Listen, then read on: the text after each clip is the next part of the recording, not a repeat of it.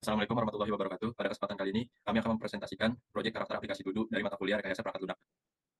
Sebelumnya, perkenalkan diri kami terlebih dahulu. Kami adalah kelompok 8 yang beranggotakan saya sendiri, itu Festus Nugroho dengan NIM 045, lalu ada Dava Andika Firmansyah dengan NIM 049, lalu ada Muhammad Rizky Aulia dengan NIM 060, lalu ada Intan Febiola Putri Dwina Sidaputar dengan NIM 065. Yang pertama, kami akan membahas goals terlebih dahulu, yang mana bertujuan untuk memberikan definisi yang jelas dan lengkap tentang persyaratan fungsional dan non-fungsional dari sistem to do. Ini mencakup rincian tentang apa yang harus dilakukan sistem dan bagaimana harus berperilaku dalam berbagai skenario. Kedua, dokumen ini bertindak sebagai dasar perjanjian antara pengembang dan klien yang menetapkan harapan dan tanggung jawab masing-masing pihak. Selain itu, SRS ini menyediakan panduan pengembangan dan pengujian untuk tim teknis dan mendukung proses validasi dan verifikasi kualitas produk akhir. Akhirnya, dokumen ini juga akan mendukung pemeliharaan dan peningkatan sistem di masa mendatang dengan memberikan pemahaman yang baik tentang fitur dan fungsinya.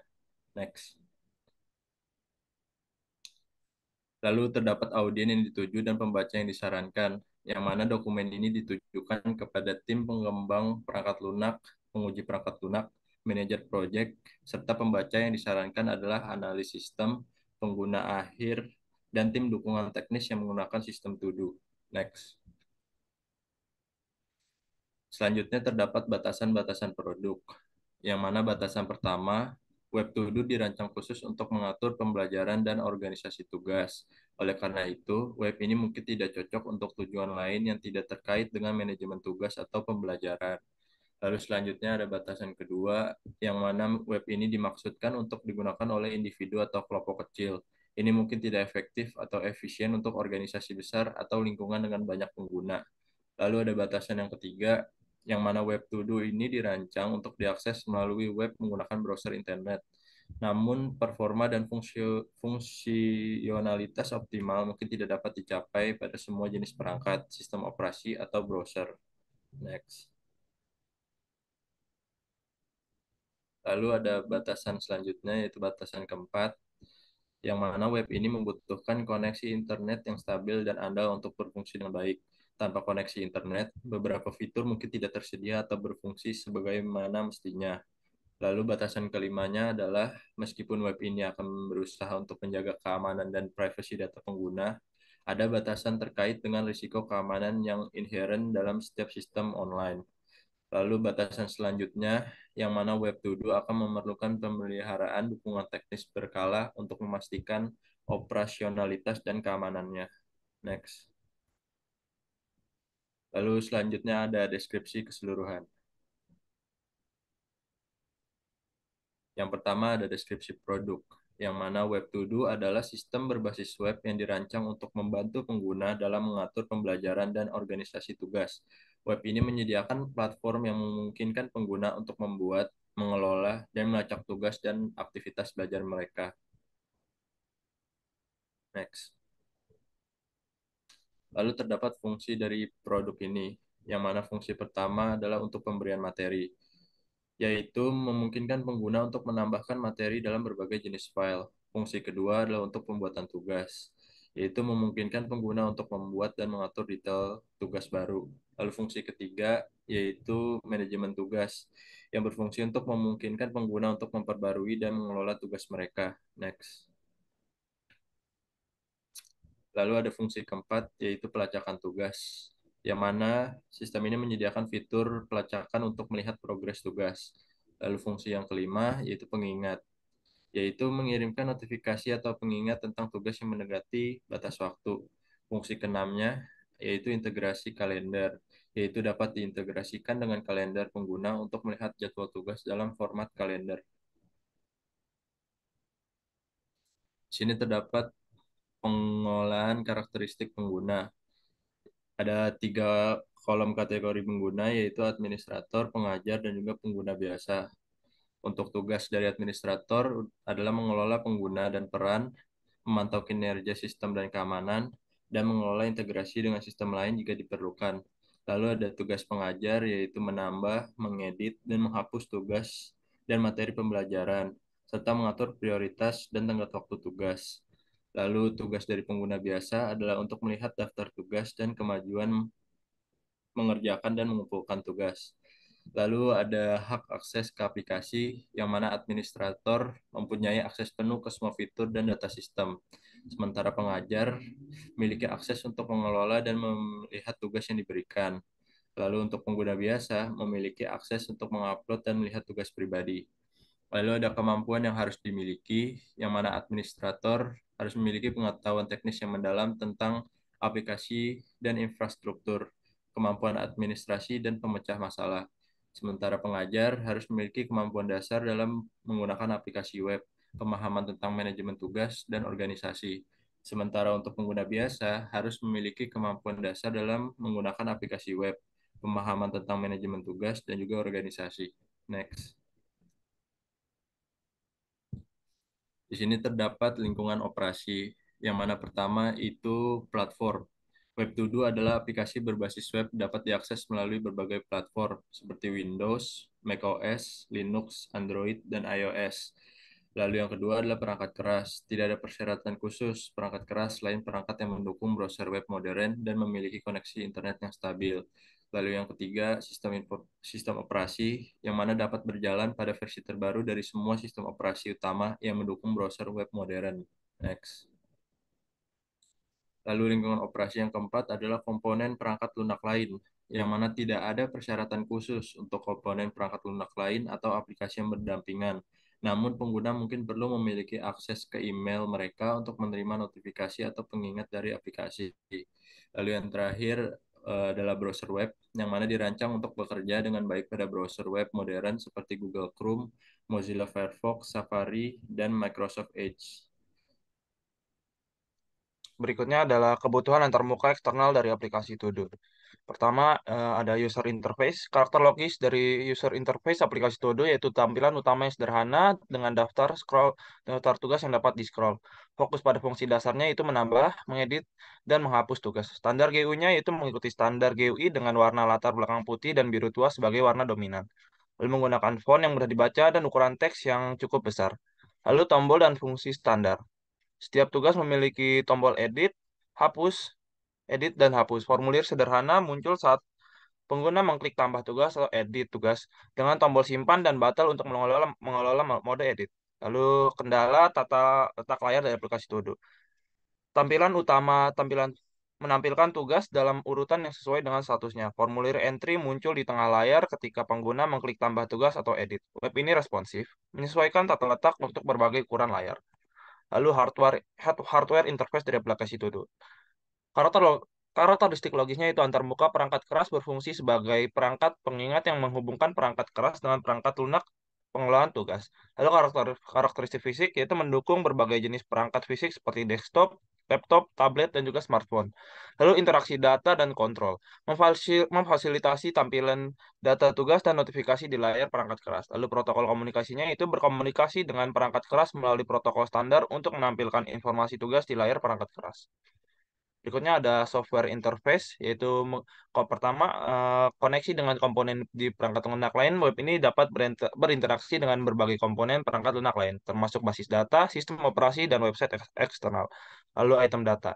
Data yang dibagi antar komponen perangkat lunak mencakup profil pengguna, entry jurnal, dan informasi pelacakan kemajuan. Lalu kendala implementasi. Penting untuk mengimplementasikan mekanisme transfer data yang paling aman untuk memastikan privasi data pengguna. Lalu protokol komunikasi. Web ini mengikuti protokol API yang spesifik untuk berkomunikasi dengan basis data, sistem operasi, atau website eksternal. Lalu sifat komunikasi. Komunikasi antara web dan komponen perangkat lunak lainnya mencakup pengambilan data, penyimpanan data, dan pembaruan data. Lalu berikutnya ada communication interface. Yang pertama, fungsi yang diperlukan. Web ini memerlukan komunikasi internet untuk interaksi pengguna, pembaruan, dan layanan eksternal. Lalu, protokol dari web ini menggunakan protokol komunikasi web standar yaitu HTTPS atau HTTPS. Lalu, keamanan. Komunikasi dijalankan melalui HTTPS untuk mengenkripsi data dengan keamanan tambahan seperti autentikasi data dan otorisasi.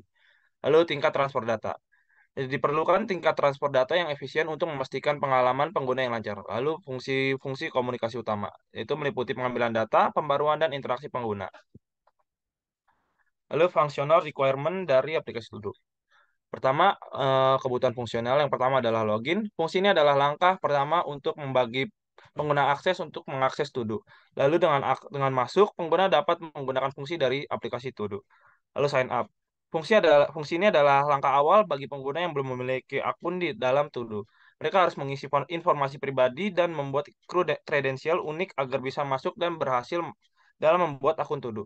Lalu ada fungsi ubah password. Fungsi ini memberikan pengguna akses untuk mengganti kata sandi to-do mereka jika mereka merasa perlu meningkatkan keamanan akun mereka atau jika mereka lupa kata sandi mereka yang lama. Lalu menambah materi. Fungsi ini memungkinkan pengguna untuk mengorganisasi sumber daya pembelajaran mereka sehingga mudah diakses saat diperlukan dalam proses pembelajaran. Lalu menambah tugas. Fungsi ini adalah inti dari sistem web to do ini. Pengguna dapat membuat daftar tugas yang harus mereka kerjakan dalam konteks pembelajaran atau pekerjaan mereka, lalu mengakses tugas. Fungsi ini memungkinkan pengguna untuk melihat daftar tugas dan mengakses tugas yang ada pada daftar tersebut, yang mana akan menampilkan detail dari tugas yang dipilih. Dan terakhir, lalu ada mengumpulkan tugas. Fungsi ini memungkinkan pengguna untuk melaporkan tugas yang telah mereka selesaikan, dan ini akan membantu mereka dalam melacak kemajuan mereka dalam pembelajaran dan organisasi tugas mereka. Lalu berikutnya ada use case diagram dari aplikasi To Do. Oke. Yang pertama ada use case login. Deskripsi dari use case ini itu use case login adalah proses di mana pengguna memasukkan informasi identifikasi seperti username dan ubah password untuk mengakses sistem ke perangkat lunak. Sistem kemudian memverifikasi informasi ini dengan data yang terdaftar dalam basis data dan memberikan akses jika informasi yang dimasukkan valid.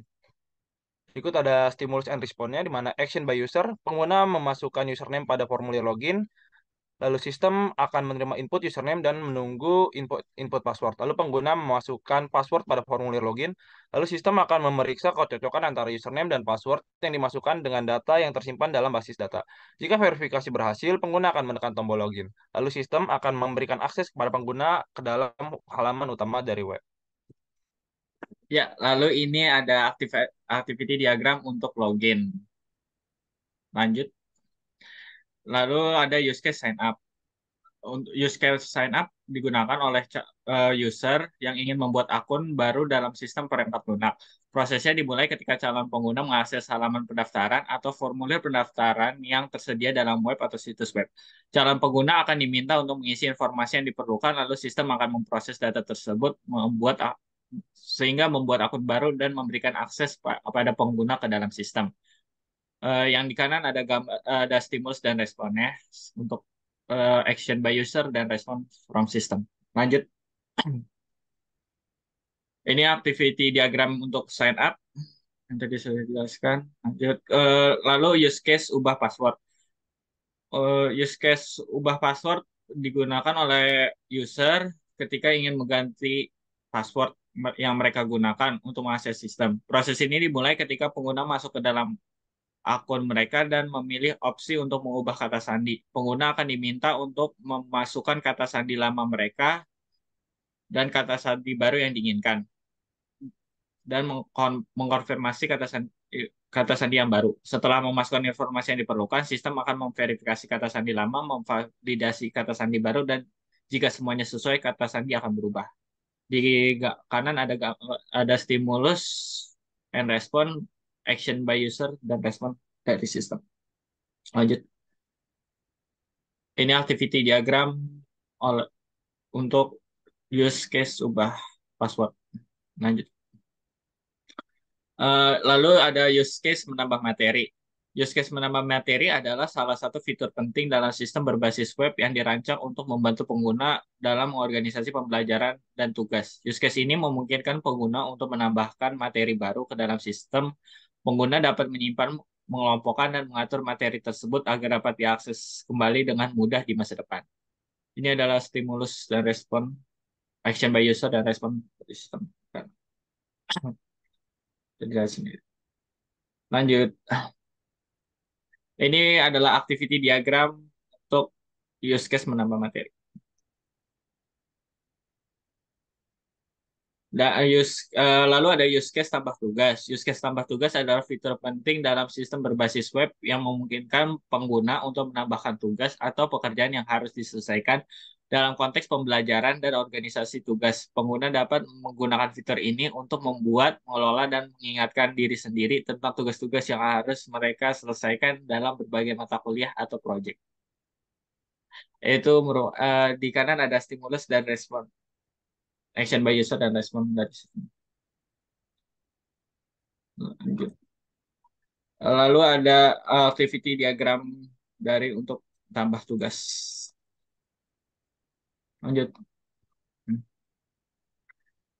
Lalu ada use case akses tugas. Use case ini memungkinkan pengguna untuk mengakses daftar tugas yang terkait dengan mata kuliah atau aktivitas pembelajaran tertentu tuh yang berfungsi untuk memberikan pengguna visibilitas terhadap tugas-tugas yang harus mereka kerjakan. Dan di kanan ada gambar stimulus dan respon, action by user, respon from system. Lanjut. Dan ini ada activity diagram untuk akses tugas, use case akses tugas. Lalu ada use case untuk kumpul tugas. Use case kumpul tugas adalah fitur penting dalam sistem berbasis web yang memungkinkan pengguna, biasanya mahasiswa, untuk mengumpulkan tugas atau pekerjaan yang telah selesai dan sesuai dengan petunjuk dan tanggal jatuh tempo yang ditentukan. Di kanan ada gambar stimulus dan respon, action by user, dan respon by system. Dan ini ada activity diagram untuk tadi use case kumpul tugas. Lalu ini ada kelas. Ya, lanjut. Ada kelas diagram di mana user berdasarkan login, materi, admin, pertemuan, mata kuliah, tugas, dan lain-lain. Next slide.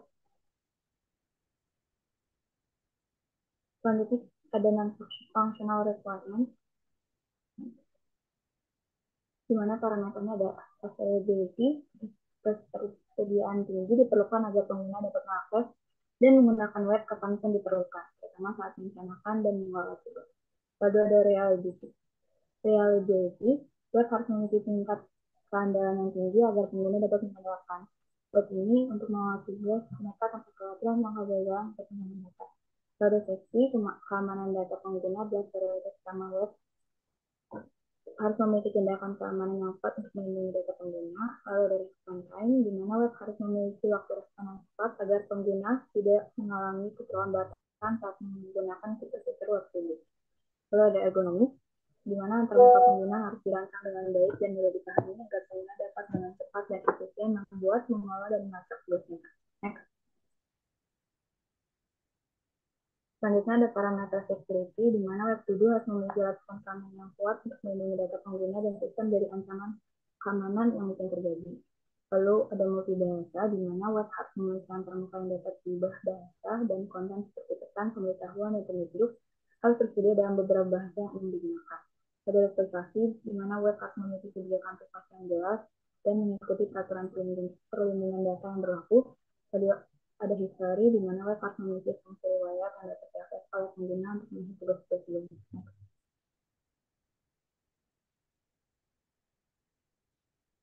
Ini ada catatan di mana availability mengukur kesediaan atau framework, reliability mengukur sejauh mana web menjalankan fungsi-fungsi tanpa gangguan, ergonomi berkaitan dengan penyediaan penggunaan tanpa web, respon time mengukur seberapa cepat web respon tindakan pengguna, safety mengatur pada tingkat keamanan data pengguna dalam web, dan security berkaitan dengan tingkat perlindungan dari serangan keamanan.